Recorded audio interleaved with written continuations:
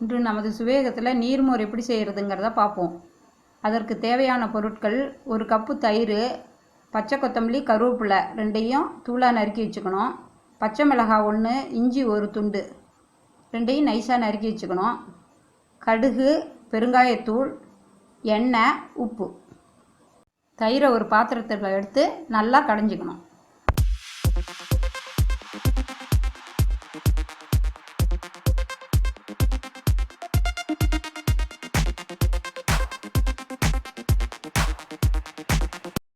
அதில் 3/4 லிட்டர் தண்ணி ஊற்றி நல்லா கலக்கணும்.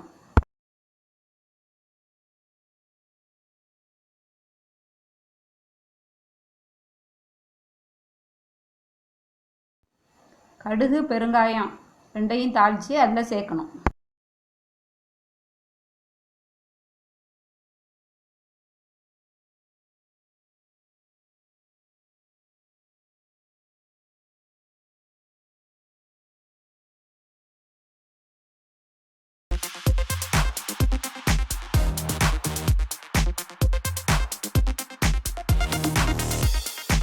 அதில் உப்பு, பச்சை மிளகாய், இஞ்சி, கொத்தமல்லி, கருவேப்பிலை சேர்த்து நல்லா கலக்கணும்.